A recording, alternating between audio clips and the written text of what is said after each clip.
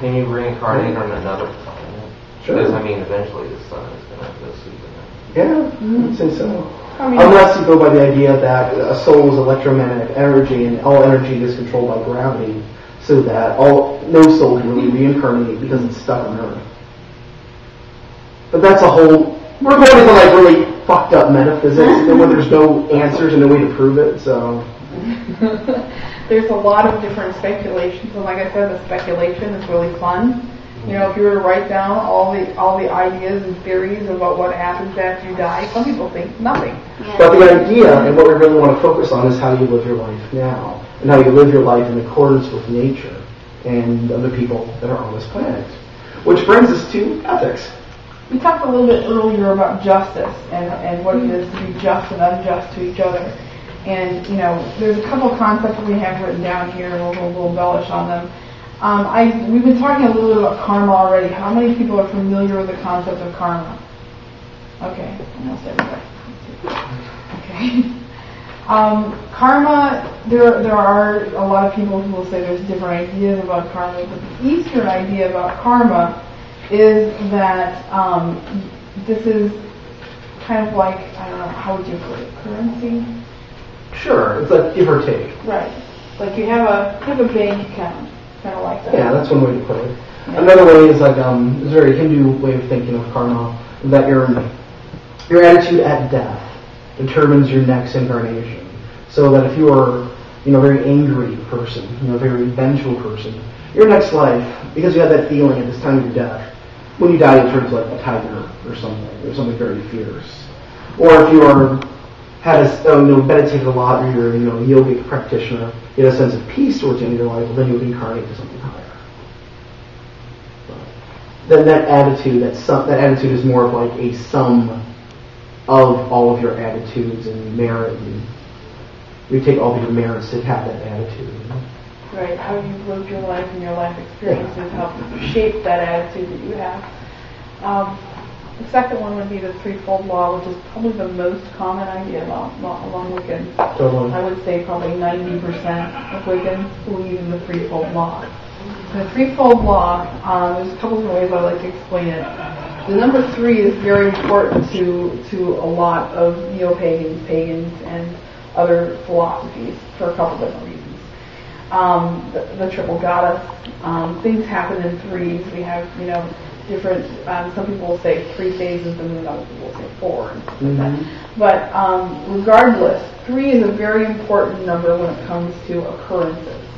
Has anyone ever heard somebody say that people always die in 3s, or that bad things and good things always happen in 3s, and stuff like that? This is kind of the same principle, is that if you do something to someone, then you're going to get 3 times the result. And it may not happen at 3 different occurrences. You may get a 3 times. If you steal $3 from someone might steal $9 from you. But it is sometimes not that accurate. That precise. That precise. But the effect is felt 3 times. Yes. I could be talking out of my ass here, but I heard somewhere that Gardner just made that up to keep someone from cursing during Valentine's Day. I would doubt that because of the idea about the 3s, the 3s and the Celts and stuff like that. But, I'd love to see your source on that. Yeah, that's why I could just be talking out of my ass. I could be making it up right. Something else. Also, you can talk about it, going back to tying into cosmology. You could say that, that if I do something, it's going to affect me mentally. I'm not going to say right. Mentally, physically, and spiritually. It's going to. If I could do an act, if I steal $1 billion from Anastasia, I will feel mentally. I'll feel guilt. Physically, her husband might kick my ass. And spiritually, this would, this is not an action that is spiritual towards my well-being or that of others in our connection sphere. So. You could say the threefold law works like that also. There are. GI or GF said that all things are created out of 3 forces, a positive, a negative, and then some type of will that determines what will happen. Well, there's a lot of things that we can find in life that are 3s. Look at protons, electrons, and neutrons. you know, and things like that. There are a lot of 3 correspondences as well as 4 correspondences. So, you know, in Hindu cosmology, the universe is made of 3 elements, which are passion, virtue, and stability. So, you know, and That's very big. I like to, you know, not really pass a judgment on which one of these is correct, if any. Totally. You know, the one that is, you know, important to a lot of people, you know, going along with this is something called the law of reciprocity. The law of reciprocity sounds a little more like Newton's third law, which is, you know, for every action there's an equal and opposite reaction. Instead of the 3 principle, it's more like, you know, if I were to slap you in the face, chances are I'd get slapped back. You know, I could run away, but then I'd have fear and I'd slip and fall on my face. You know, you know, something of that nature. So when you do something to someone, you're going to expect a reaction. If you throw a ball at the wall, it's going to come back and hit you in the face.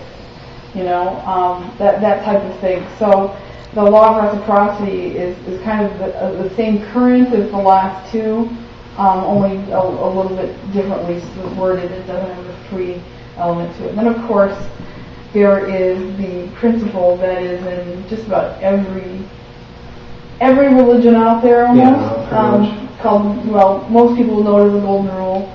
Wiccans have their own version, which is based on a poem, the last line of the poem, on harming none, do what thou will, which we call the Wiccan Rede. A lot of people will say that, you know, the Wiccan Rede is the Wiccan law. Rede means advice. So it is great advice, and you should heed it as much as possible. But, you know, obviously you have the right to defend yourself. So, you know, that's or defend yourself. Yeah, to defend yourself and to you know, to take action if something, you know, were to almost happen to you or something like that, something of that nature. When, you know, there are instances when things like that need to happen, but those are few and far between. So we try to take a non-violent perspective, you know, and harm doesn't necessarily mean that you go off and shoot somebody. If you're going off lying about people, then you're still harming them, you know, and that's going to come back to you. That's the whole idea. Or allowing something to happen and not interfering. Right, sure. Yeah, to not interfere, to not do what, you know, you could do to prevent something that you knew that was going to happen along that same line. And if you look at the religions of the world, you know, you